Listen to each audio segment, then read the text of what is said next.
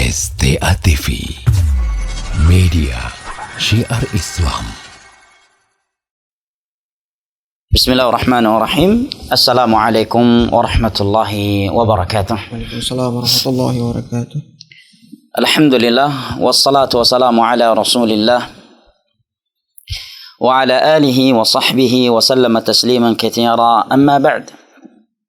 Falhamdulillah, ikhwani al-kiram wa akhwati al-karimat, sahabat pendengar radio Syiar Tauhid Aceh 96,1 FM dan yang menyaksikan kajian ini di akun Aceh Tafaqquh Fiddin yang kami cintai dan hormati, rahimani Allah wa iyyakum wa baraka fikum.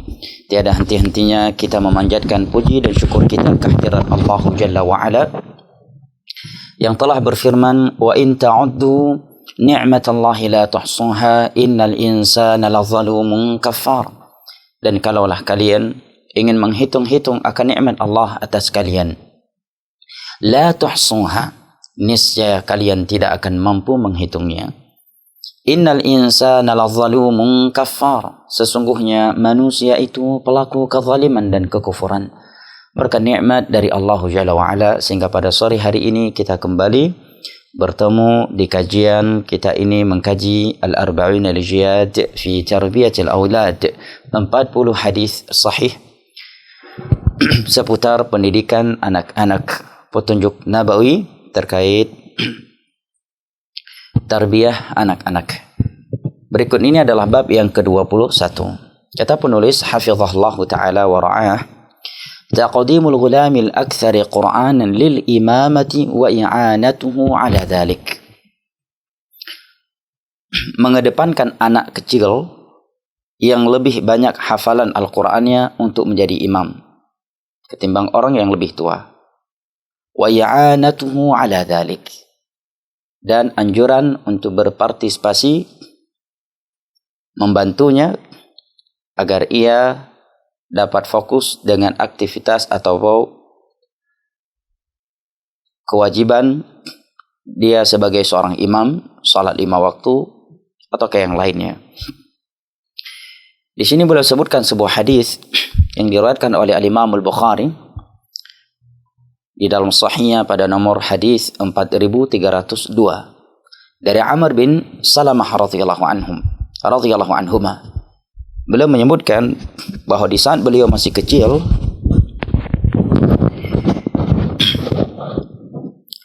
di mana umur beliau baru 6 atau 7 tahun, beliau sudah dijadikan sebagai imam di kampungnya. Karena beliaulah orang yang paling banyak hafalan Al-Qur'annya di kampung. Sebab beliau menjadi orang yang terbanyak menghafal Al-Quran di kampungnya adalah karena rumah beliau berada di pinggir jalan yang sering dilalui oleh kaum muslimin Mekah yang ke Madinah, ataukah kaum muslimin yang ke Mekah dari Madinah. Setiap kali mereka mampir di tempat tersebut, maka kaum muslimin saling mudzakarah di antara mereka apa yang telah mereka dengarkan dari Nabi SAW, yang diantaranya adalah ayat-ayat Al-Quranul Karim. Karena seringnya Amr ibn Salamah radhiyallahu anhuma mendengarkan ayat-ayat Al-Quranul Karim yang disampaikan oleh para sahabat Nabi SAW yang menempuh perjalanan atau pulang dari perjalanan mereka ke Mekah atau Madinah di tempat beliau, maka beliau sampai hafal, dan beliau beserta ayah beliau masuk Islam. Sementara mayoritas orang-orang Arab di masa itu, mereka menunggu Fathu Mekah baru masuk Islam. Mereka saling berkata di antara mereka, andai kata Fathu Mekah ini dimenangkan oleh Muhammad dan para sahabatnya, maka berarti ia adalah seorang nabi, barulah kita akan beriman mengikutinya. Nah, sedangkan beliau dan ayah beliau sudah duluan Islam, tidak menunggu terjadinya perang atau Fathu Makkah. Maka beliau menyatakan bahwa Nabi SAW berpesan kepada rombongan beliau dari kampung beliau, sallu salata kada wa kada, وصلوا صلاة كذا وكذا فإذا حضرت الصلاة فليؤذن أحدكم وليؤمكم أكثركم قرآنا. Nabi SAW memerintahkan kami untuk melakukan salat, maksudnya salat 5 waktu, dengan menyebutkan waktu dan sifat-sifatnya. Dan beliau bersabda, apabila waktu salat telah masuk, maka hendaknya salah satu di antara kalian mengumandangkan azan. Ini menerangkan kepada kita bahwa azan hukumnya fardu kifayah. Waliyummakum aktsarukum Qur'anan. Dan hendaknya yang menjadi imam kalian adalah yang terbanyak hafalan Al-Qur'annya. Maka kata beliau radhiyallahu anhu, fanadharu falam yakun ahadun aktsara Qur'anan minni. Mereka pun mencari siapakah yang paling banyak hafalan Al-Qur'annya di tengah-tengah kami. Maka tidak ada satupun orang yang hafalan Al-Qur'annya lebih banyak daripada aku. Lima kuntu atalaqa minar rukban, karena aku telah sering mendengarkan ayat-ayat Al-Quranul Karim yang disampaikan oleh para sahabat Nabi SAW yang mampir di tempat kami ketika mereka pergi atau pulang Mekah atau Madinah.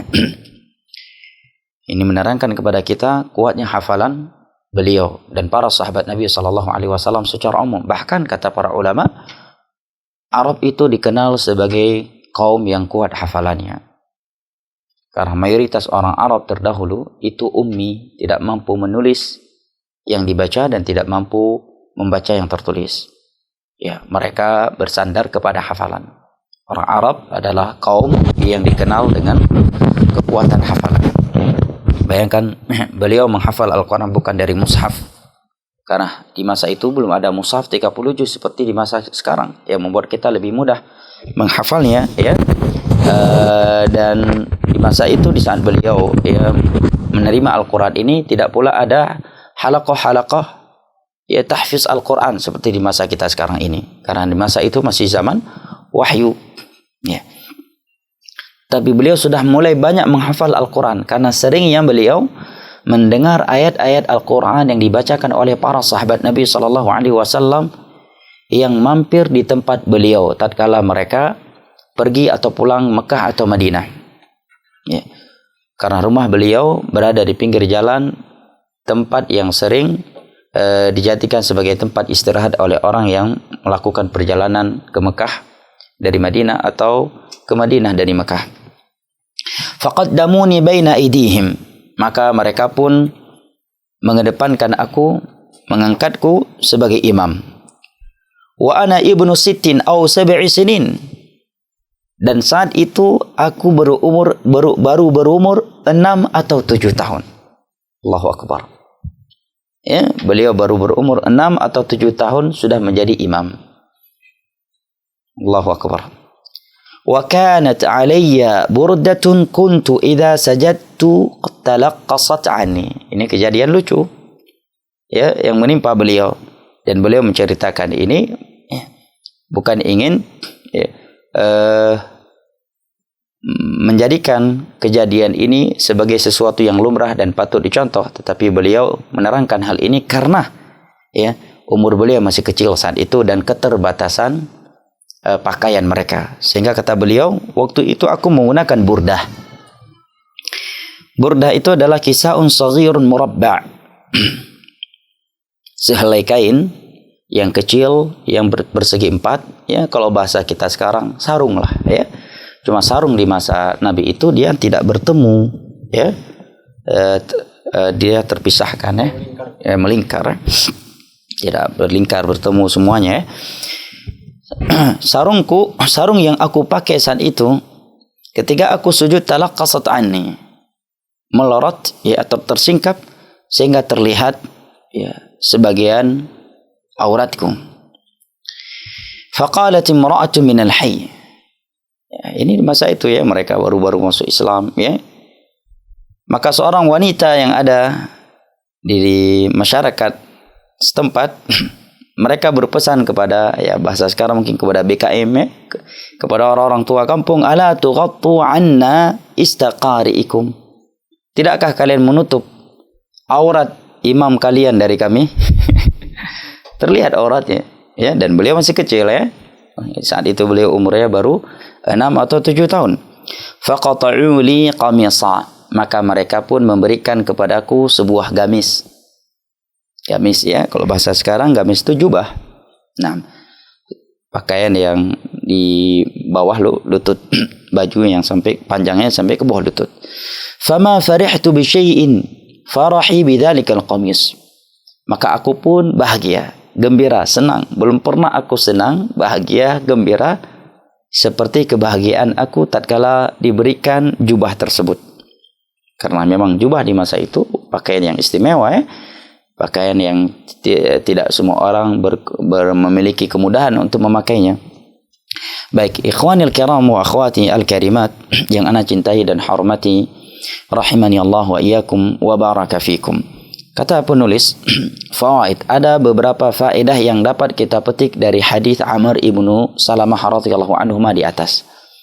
Yang pertama kata beliau yuqaddamul ahfazu li kitabillahi fil imamah hatta walau kana saghiran mumayyiza. Orang yang paling banyak hafalannya terhadap Al-Quran, dialah yang paling berhak untuk diprioritaskan sebagai imam, untuk dikedepankan sebagai imam, walaupun dia masih kecil dengan syarat mumayyiza. Dia sudah mumayyiz sudah mampu salat dengan benar ya, sudah bisa membedakan antara yang baik dengan yang jelek. Ini hal yang perlu diperhatikan. Orang-orang tua BKM, orang-orang tua sekampung tidak boleh gengsi ya, ini masalah agama. Jika ada seorang anak yang masih muda tetapi dia yang paling banyak hafalannya dengan bacaan yang benar tentunya, bukan yang paling bagus suaranya ya, ini keliru ya. Para ulama tidak menyebutkan bahwa suara yang bagus adalah orang yang paling berhak menjadi imam ya. Jadi para BKM hendaknya menerapkan petunjuk Nabi SAW di dalam menunjukkan seseorang itu sebagai imam ya. Karena di sebagian tempat kita ini yang penting suaranya bagus, walaupun hafalannya nggak punya. Bahkan lebih parah lagi, udah hafalannya sedikit, bacaannya masih kacau, dijadikan imam hanya karena iramanya bagus, suaranya bagus ya, sehingga membuat kita terkadang di belakangnya terganggu kekhusyuan salat kita karena makhraj hurufnya yang ya masih banyak salah dan panjang pendeknya yang ya sudah di luar kaidah tajwid ya. Ya. Sebagian mereka tidak bisa membedakan mana shin dengan sin ya, sad ya dengan shin atau sin ya. Ya. Dan hal-hal lainnya. Ini hal yang perlu diperhatikan. Yang paling berhak menjadi imam salat adalah yang paling banyak hafalannya. Dengan syarat ya, walaupun dia masih kecil, dengan syarat dia sudah mumayyiz, apalagi dia sudah dewasa.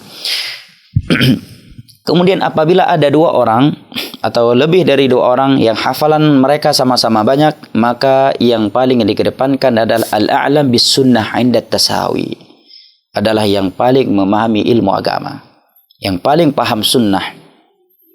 Kenapa demikian? Karena kata para ulama fikih, di antara Syekh Muhammad bin Shalih Al-Utsaimin dalam Syarah Bulughul Maram dan di dalam kitab beliau Asy-Syarh Al-Mumti', karena kebutuhan ilmu di dalam salat itu melebihi kebutuhan hafalan.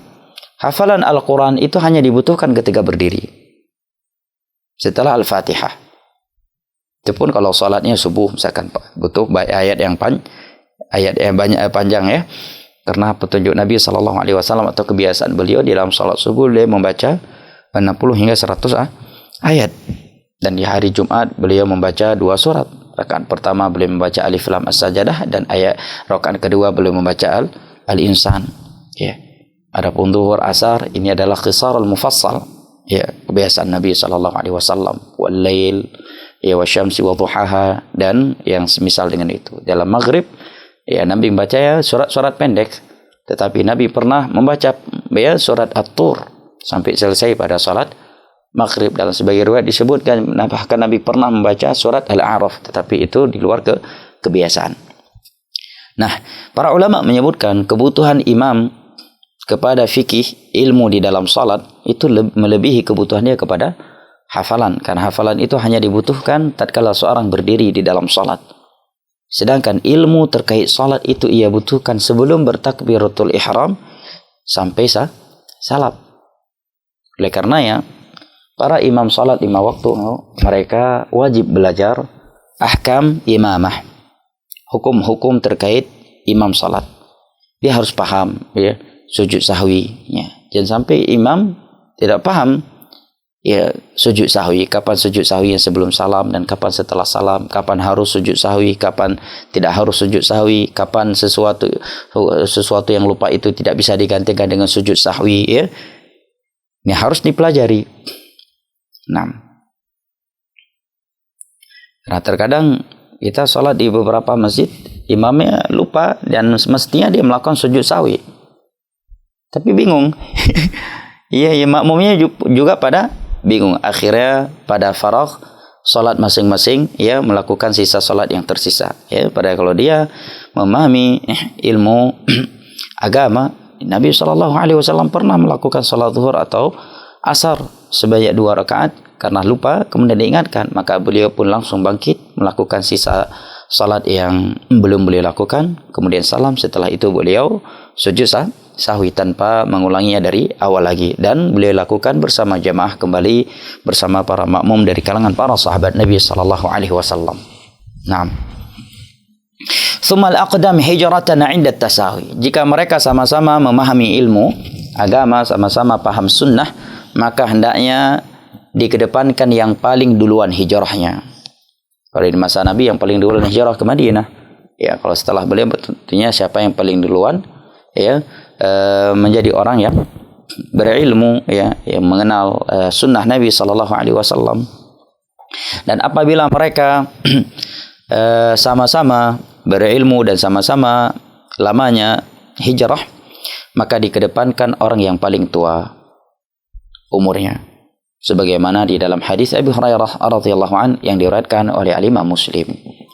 Ini hal yang diperhatikan, hal yang perlu diperhatikan, karena di sebagian tempat orang tua itu mempertahankan gengsinya karena dia merasa sudah lama menjadi imam di tempat tersebut. Ya, dia nggak ngalah, dia tidak mau mempersilahkan ya, orang lain untuk menjadi imam, walaupun orang lain tersebut lebih banyak hafalannya, lebih bagus bacaannya, ya hanya karena dia masih anak muda.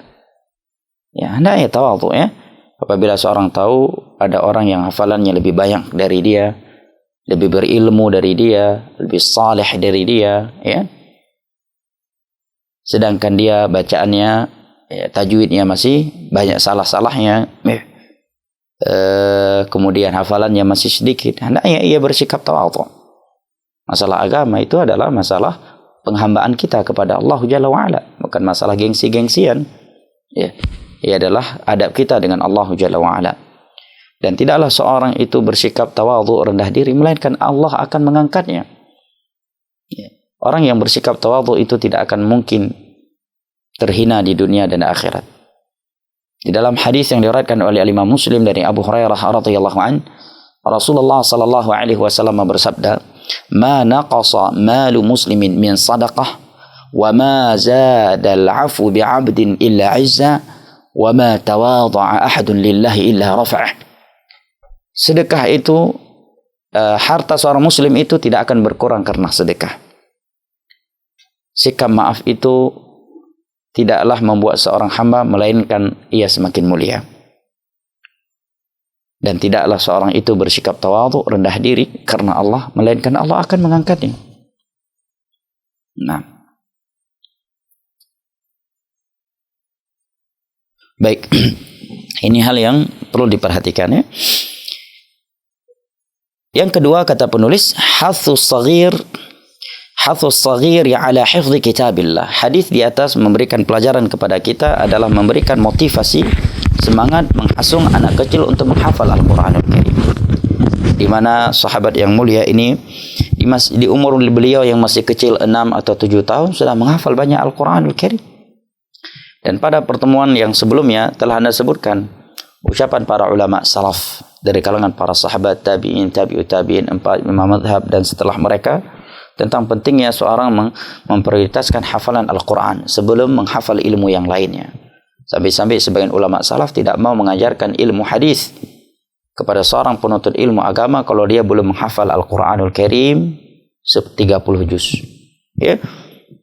Sampai-sampai ada yang seperti itu. Ya. Dan telah kita sebutkan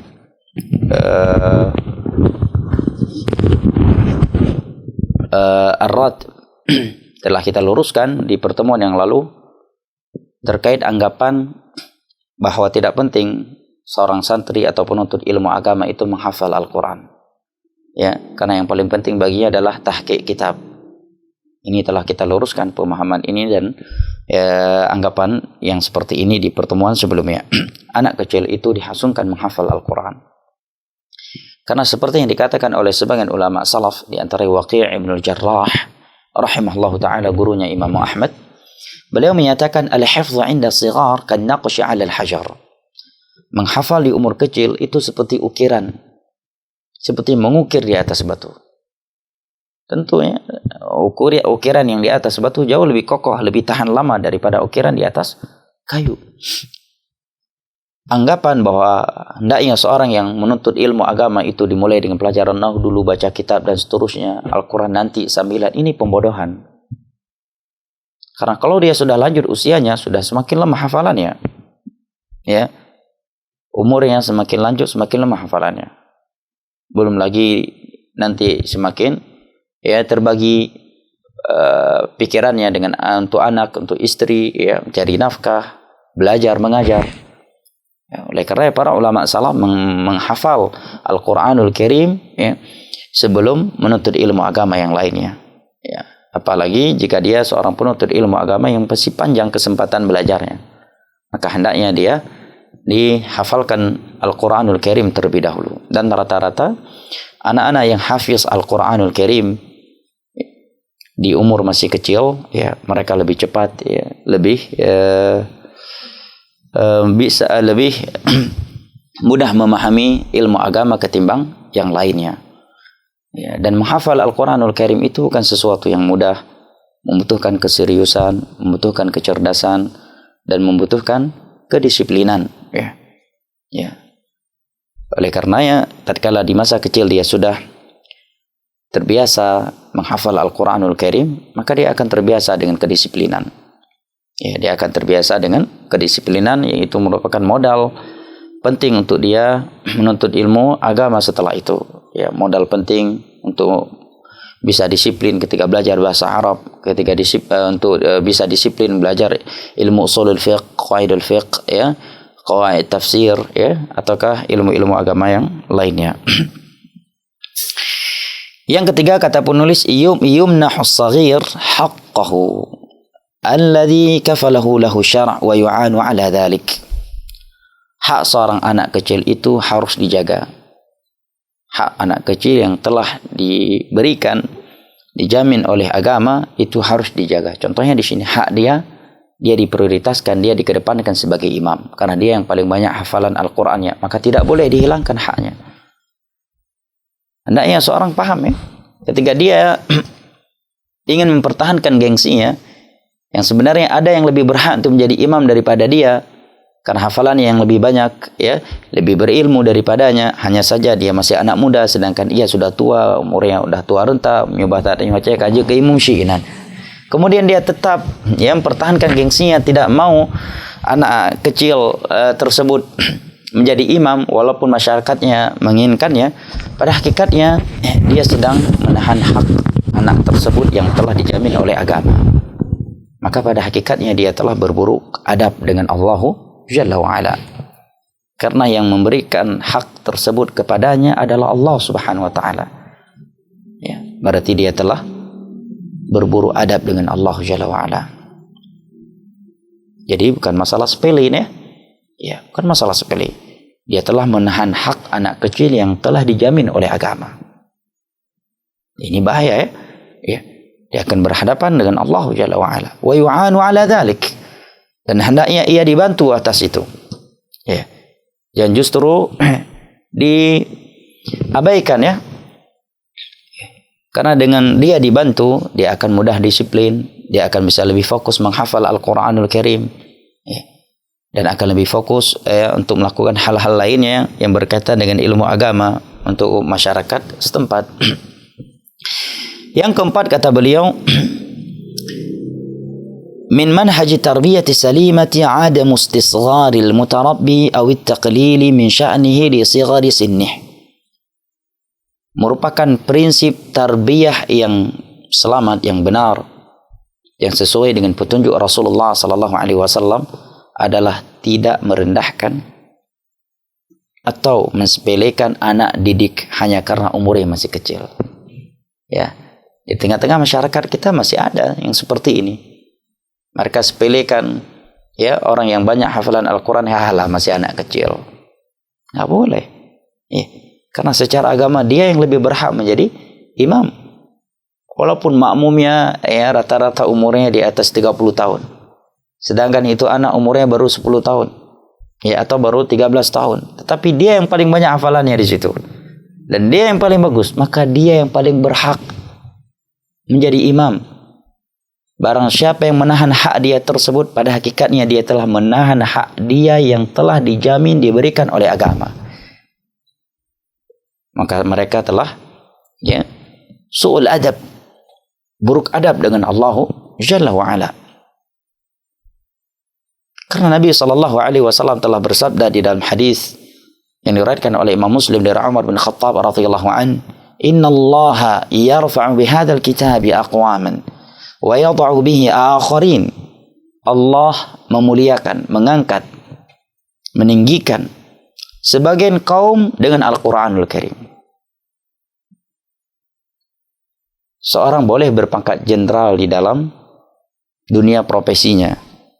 Ya. Dia jenderal bintang 3, bintang 4. Ya. Dia pasukan elit, dia seorang presiden, perdana menteri, raja, gubernur, bupati, tetap.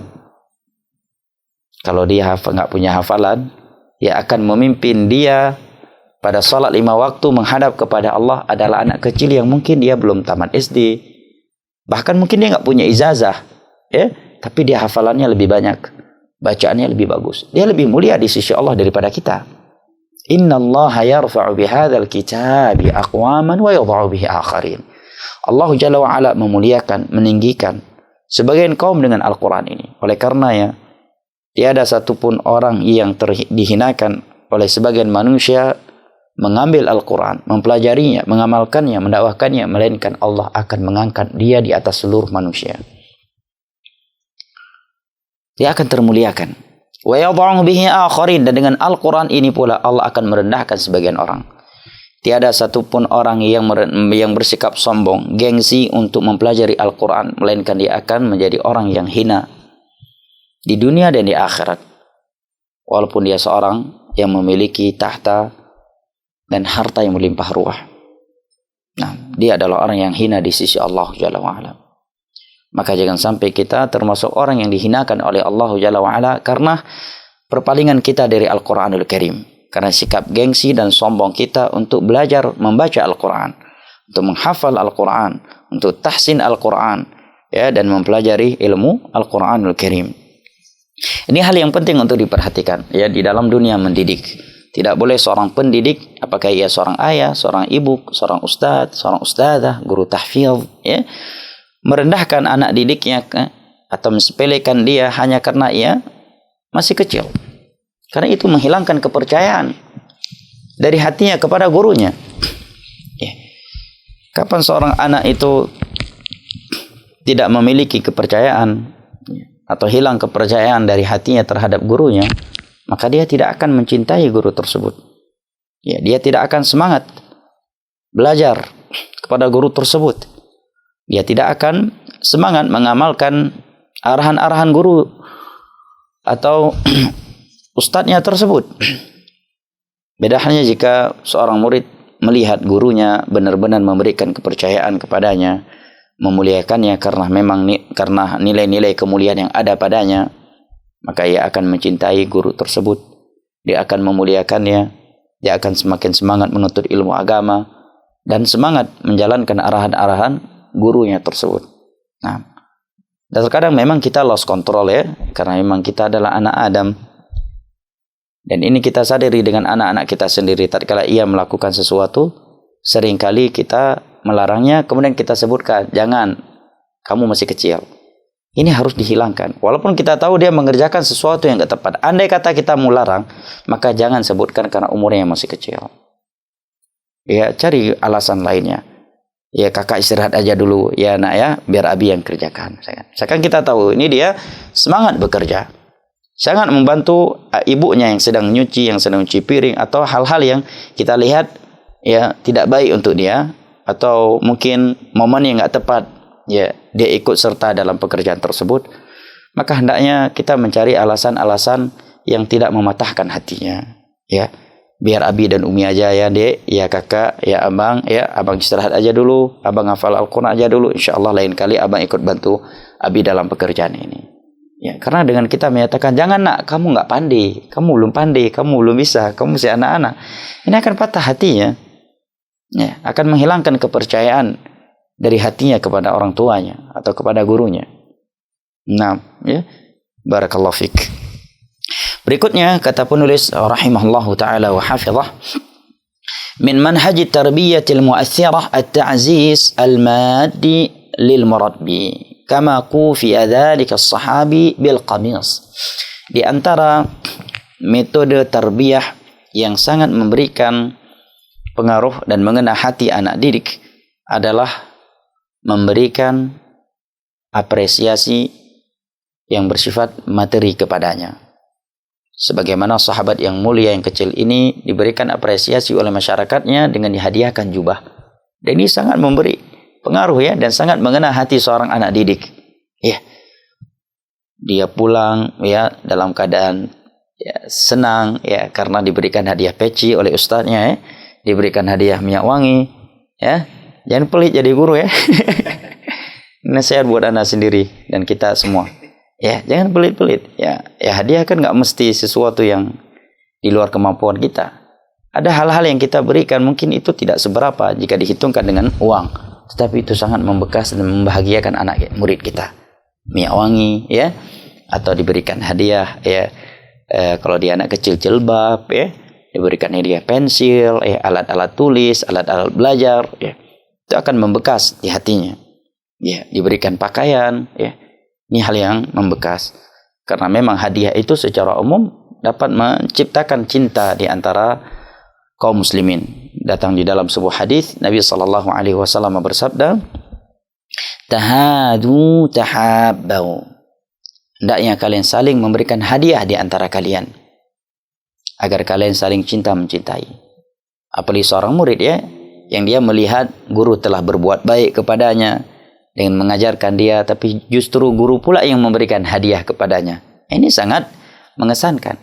Jadi guru itu jangan sekedar nerima hadiah aja ya. Guru juga perlu ya memberikan hadiah kepada murid-muridnya selama dia masih mampu. Ya, beri hadiah kan nggak mesti uang ya. Mungkin kalau dia nggak punya uang untuk membeli hal yang baru, mungkin di rumahnya ada pakaian ya yang sudah yang bisa dia berikan ya. Dan itu di dalam kemampuannya, hendaknya dilakukan. Ya. Dan ini hal yang penting untuk anak didik kita. Ya, mungkin juga perlu diperhatikan ketika kita memberikan hadiah kepada sebagian murid kita agar tidak membuka pintu hasad di antara mereka. Ya, misalkan kita tahu ini pemberian tidak bisa diterima oleh murid-murid yang lain yang tidak mendapatkannya. Ya.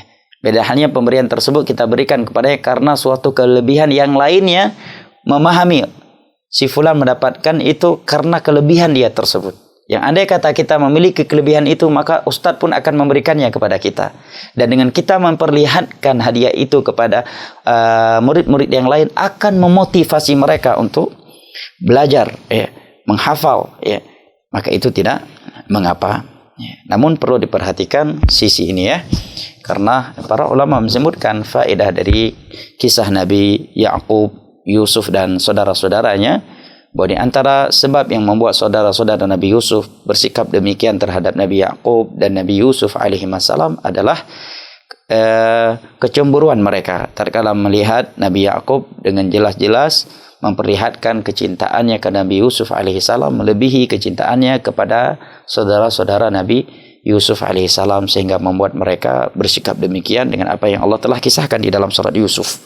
Nah, ya, sehingga sebagian murid itu di sekolah terkadang dibully oleh kawan-kawannya. Kenapa? Karena dia ya dianggap sebagai murid yang paling dekat dengan guru, dengan ustadz, dengan ustadzah. Ini nggak baik ya.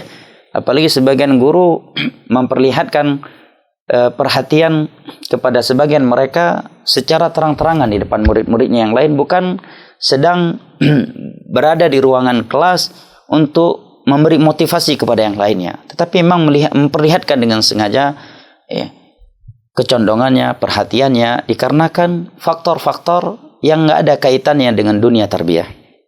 Ya, hanya karena si fulan mungkin satu daerah ataukah yang lainnya, ya, dia perlihatkan, akhirnya membuat murid tersebut dibully oleh kawan-kawannya, ya, kawan-kawannya dengki, cemburu sosial terhadapnya. Ini hal yang penting untuk diperhatikan, karena seorang guru atau seorang ustadzah, ya, itu bimanzilatil walid. Dia berposisi sebagai seorang ibu atau seorang ayah untuk anak-anaknya. Yang namanya seorang ayah dan seorang ibu, dia akan memperlihatkan kecintaan yang sama untuk seluruh anak-anaknya, walaupun ada salah satu di antara mereka yang lebih ia cintai. Tapi di hadapan semua mereka, dia akan memperlihatkan kecintaan yang sama untuk mereka, untuk menanamkan kecintaan di dalam hati mereka terhadapnya dan memberikan kepercayaan ke dalam hati mereka terhadap guru mereka. Kemudian kata Syekh, yang ketujuh atau yang keenam adalah qad yafuqu as-saghiru fil ilmi wad din man huwa akbaru minhu sinna. Hadis ini menerangkan kepada kita bahwa anak kecil atau anak yang masih muda terkadang mengungguli orang yang lebih tua umurnya dalam ilmu dan agama. Kenapa? Karena ilmu adalah anugerah dari Allah Jalla wa Ala. Dan anugerah itu akan Allah berikan, yu'til hikmata man yasha. Wa man yu'tal hikmata faqad utiya khairan katsira. Allah akan memberikan hikmah itu kepada siapa saja yang ia kehendaki. Dan barang siapa yang telah diberikan hikmah, maka sungguh ia telah diberikan kebaikan yang sangat banyak. Nah, narfa'u darajatin man nasha. Kami akan mengangkat siapa saja yang kami kehendaki dengan beberapa derajat, kata para sahabat Nabi, yaitu dengan ilmu agama, sebagaimana yang disebutkan oleh Imam Al-Bukhari dalam Kitabul Ilm. Ya. Maka orang tua tidak boleh bersikap gengsi, ya. Kalau dia melihat ada yang lebih berilmu darinya, hendaknya dia belajar kepadanya, walaupun orang tersebut lebih muda darinya atau bahkan masih anak kecil, belum nikah, ya. Sikapnya mungkin sehari-hari masih kurang dewasa, tetapi dia lebih berilmu. Belajar, duduk bersimpuh. Duduklah bersimpuh di hadapannya, belajar Iqra, belajar tajwid, belajar bahasa Arab, belajar akidah, belajar dasar-dasar fikih. Ya, jangan gengsi. Imam Mujahid menyatakan la yanalal ilm mustahin wala mustakbir. Orang yang malu-malu dan sombong tidak akan pernah mendapatkan ilmu agama. Bahkan sebagian ulama salaf menyatakan la yambulur rajulu fil ilmi hatta ya'khudahu mimman fawqahu wa mimman dunah wa mimman yusawih. Sungguh seorang itu tidak akan mapan dalam ilmu agama sampai ia mau mengambil ilmu agama dari orang yang lebih tinggi darinya, dari seniornya, dari juniornya, dan dari orang yang setingkat dengannya. Dan itu dipraktekkan oleh para sahabat Nabi SAW. Para sahabat mengambil fatwa kepada Aisyah radhiyallahu anha yang umurnya masih kecil. Nabi meninggal, ibunda kita Aisyah radhiyallahu anha umurnya masih di bawah 20 tahun. Nah, Abu Hurairah lebih tua dari ibunda kita Aisyah radhiyallahu anha.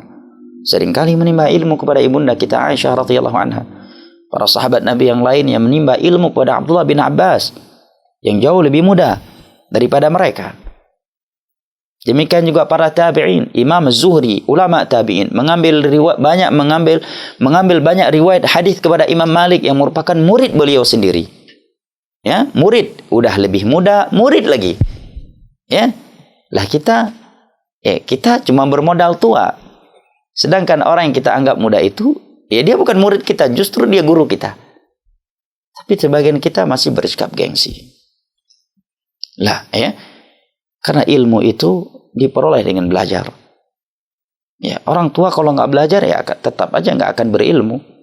Ya, karena ilmu itu nggak turun dengan laduni ya. Ya, itu hanya ada di dunia sufi, ilmu laduni.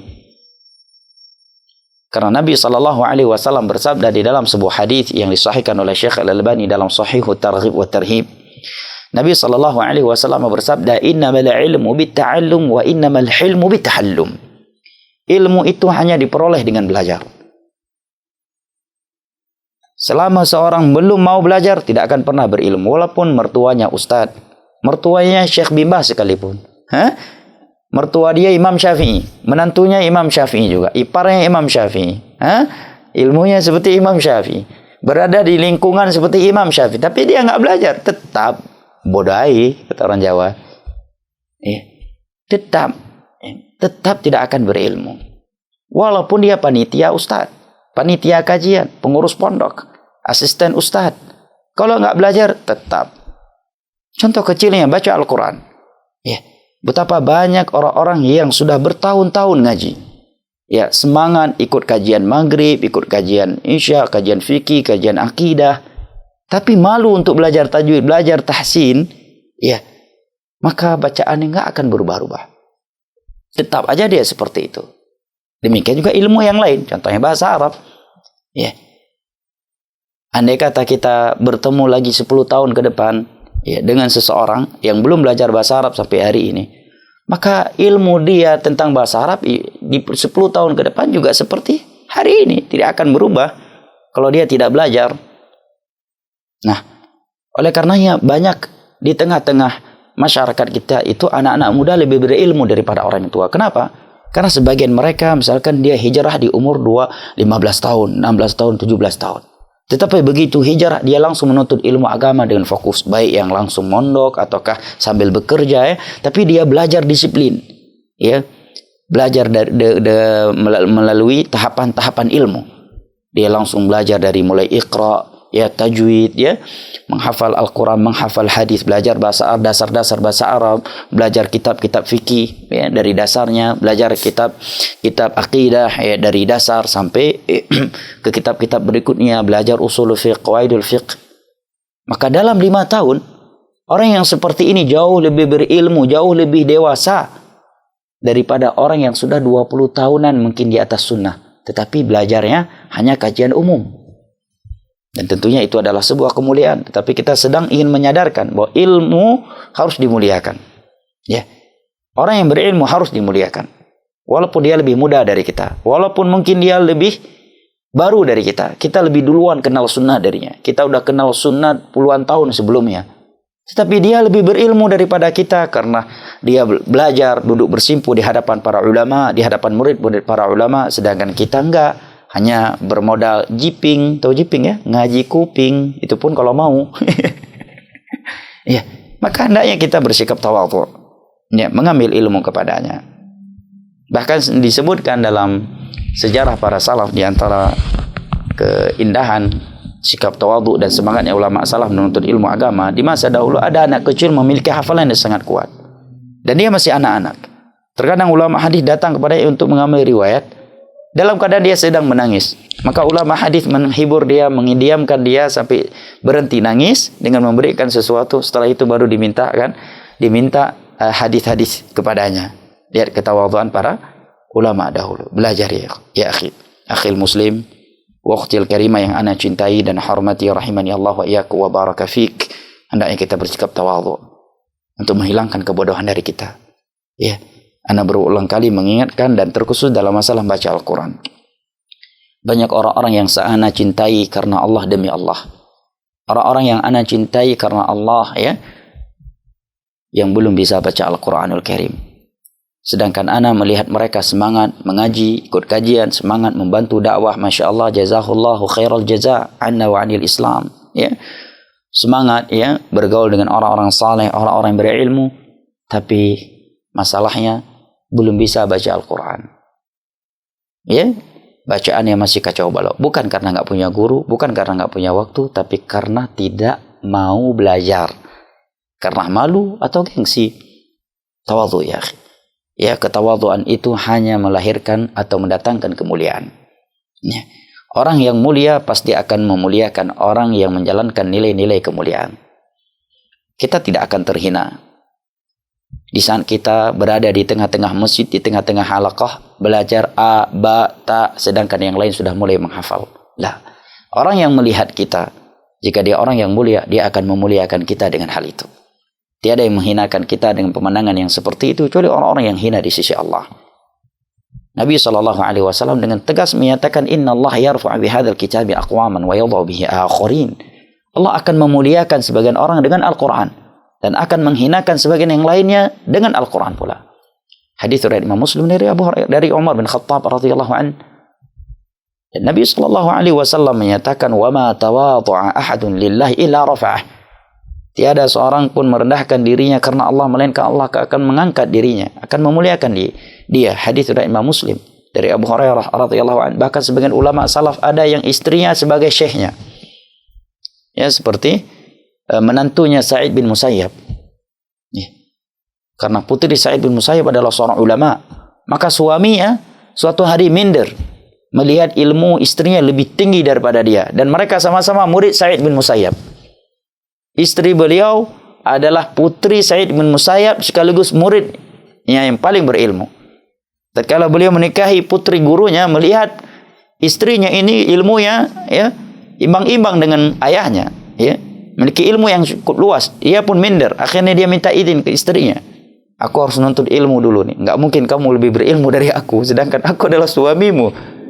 Maka si istri menyatakan, duduk, akan aku tuangkan kepadamu ilmu Sa'id bin Musayyab. Maksudnya ayah beliau yang merupakan ulama tabi'in yang paling berilmu di masa itu.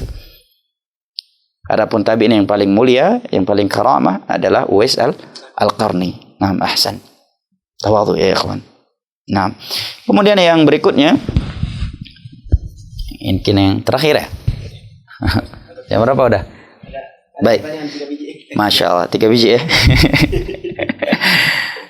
Baik. Ini penting ya, kita baca berapa lagi. Yang berikutnya adalah mukafa'atu shighar tudkhilul bahjah wa surur fi nufusihim wa tadfa'uhum limazidin minal badli wal 'ata'. Memberikan apresiasi kepada anak didik kita, berikan hadiah ya, apakah itu uang, kitab, pakaian, itu akan memasukkan kebahagiaan di dalam hati mereka dan akan mendorong mereka untuk lebih giat lagi belajar, lebih semangat lagi belajar. Nah, kemudian faedah berikutnya adalah jawazu salati man kharaja juz'un min auratihi duna qasdin minhu.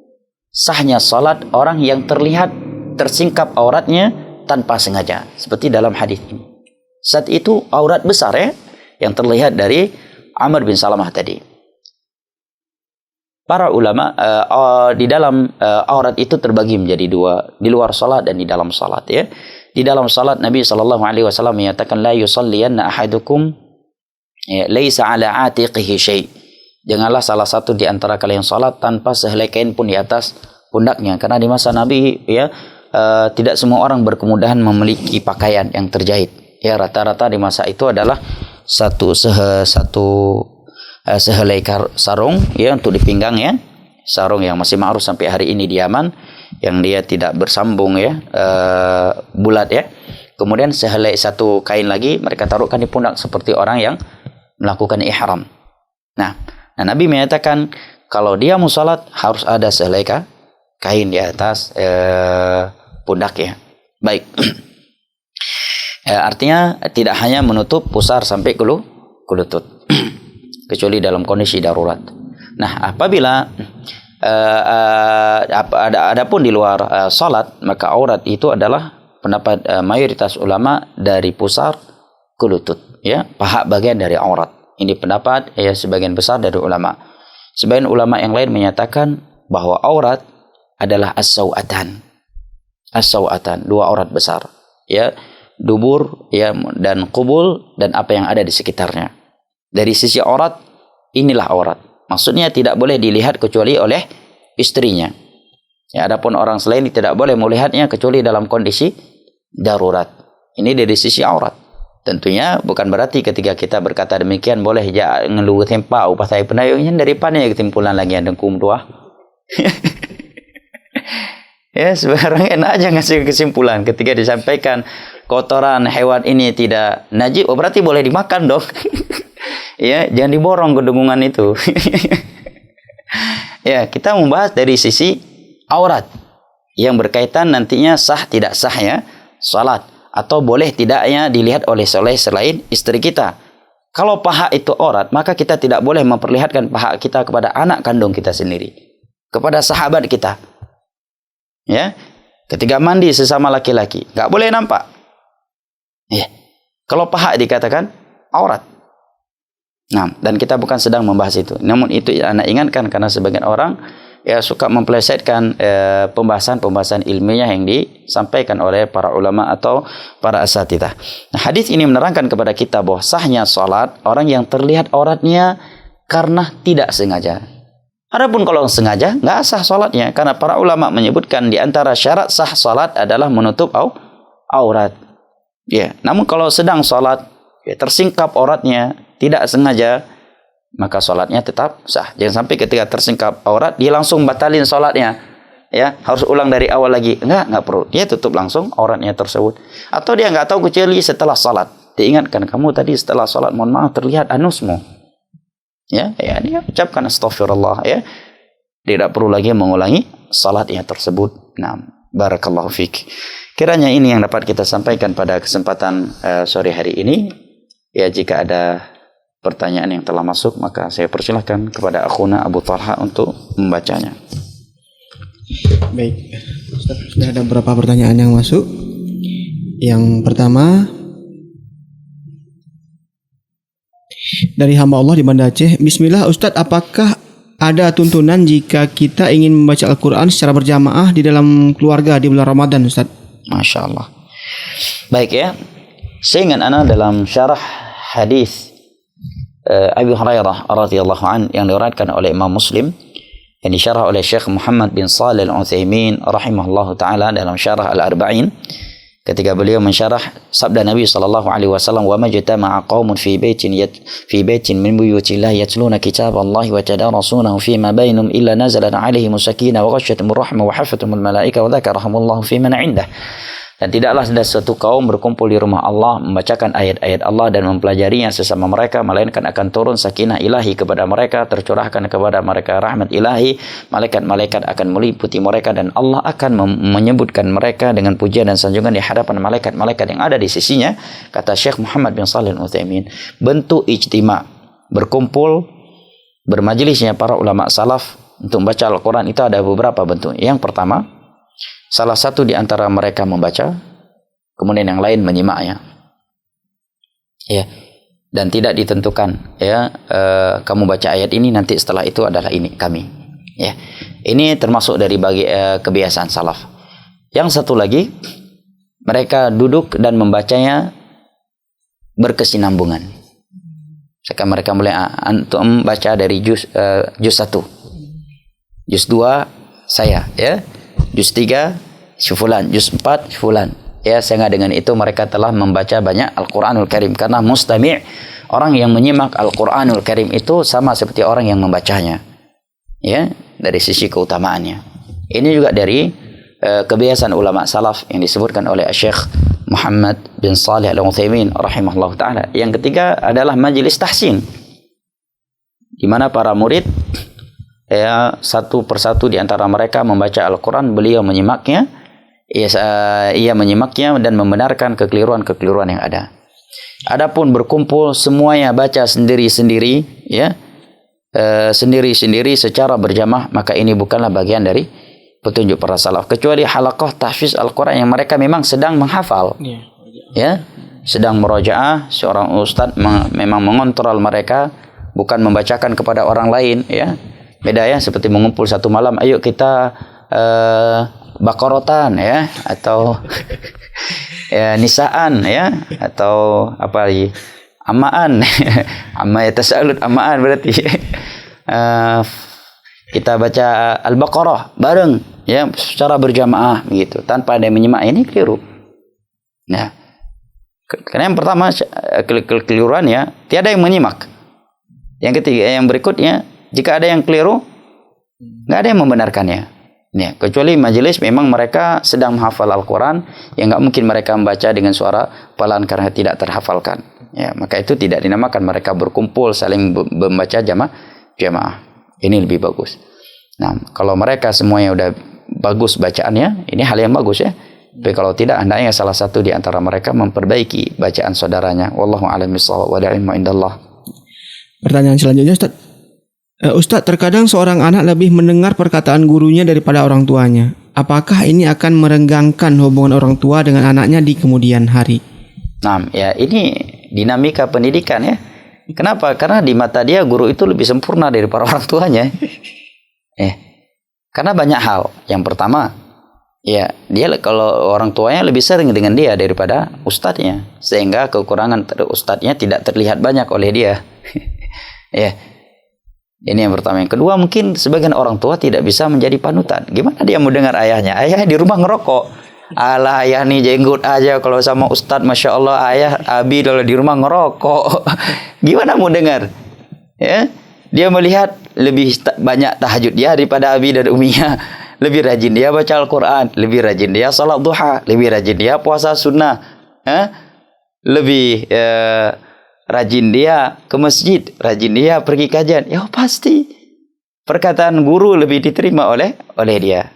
Nah, apakah ini akan meregangkan? Insya Allah tidak. Kalau dia seorang anak yang menuntut ilmu agama akan menuntun dia untuk selalu berbakti kepada orang tuanya. Jangankan orang tua yang sudah muslim, yang mengenal sunnah, bahkan orang tuanya yang sudah masih kafir sekalipun dia akan tetap berbakti kepadanya. Karena ia tahu firman Allah Jalla wa Ala, wa in jahadaka ala an tusyrika bima laysa laka bihi ilm fala tuti'huma wa sahibuhuma fid dunya ma'rufa. Apabila kedua orang tuamu mengajak engkau untuk berbuat syirik, melakukan kekufuran yang tidak diberikan ilmu untukmu, maka jangan engkau mentaati mereka. Tetapi tetaplah engkau berbakti kepada mereka, berbuat baik kepada mereka di dunia ini. Dan apabila orang tua melihat seorang anak lebih mencintai gurunya yang mendidik dia mengenal tauhid, mengenal sunnah, memperkenalkan kepadanya ilmu agama, melebihi kedua orang tua yang tanpa bersikap buruk kepada orang tuanya, hendaknya orang tua bersyukur. Berarti muridnya berhasil dalam menuntut ilmu agama. Karena memang tidak bisa dipungkiri, terkadang seorang itu lebih mencintai gurunya daripada orang tuanya. Kenapa? Karena jasa seorang guru lebih besar daripada jasa kedua orang tua, kata para ulama. Di antara yang menyatakan demikian adalah Hasan Al-Basri. Jasa orang tua itu hanya menyelamatkan seorang anak dari api dunia, dari kelaparan, ya. Sedangkan seorang guru, dia telah berusaha dengan izin Allah menyelamatkan anak didiknya dari api neraka dengan menuntun mereka kepada tauhid, menuntun mereka kepada sunnah Rasulullah sallallahu alaihi wasallam, menjauhkan mereka dari syirik, dari bid'ah, dan dari hal-hal yang Allah Jalla wa Ala haramkan. Dan satu hadis yang diberikan oleh seorang guru itu tidak akan pernah bisa kita bayar dengan dunia beserta isinya. Maka jangan pernah kita merasa lebih berjasa, ya, lebih berjasa kita daripada guru kita. Lah, andai kata kita punya guru yang dengan dia kita mengenal tauhid, ya, sebab melalui ia kita mengenal, memahami syirik, bid'ah, sunnah, kita bisa belajar Al-Quran, ya, memahami banyak hukum agama, dan bertahun-tahun mungkin kita nggak pernah ditraktir oleh dia, ya. Baik, andai kata dia pelit, ya, atau memang karena dia nggak punya uang, sementara kita hampir tiap hari traktirin dia, tetap jangan pernah merasa kita lebih berjasa, karena satu hadis Nabi yang dia berikan kepada kita itu lebih mahal daripada dunia beserta isinya. Oleh karena jasa para nabi itu tidak pernah terbayarkan oleh umat mereka. Demikian pula jasa para ulama yang menuntun umat ini kepada tauhid, menuntun mereka kepada sunnah, menjauhkan mereka dari syirik dan bid'ah dan dari hal-hal yang Allah haramkan, itu tidak akan pernah terbayarkan oleh kita. Oleh karenanya, di antara adab yang harus dimiliki oleh seorang penuntut ilmu agama yang disebutkan oleh para ulama adalah mendoakan gurunya.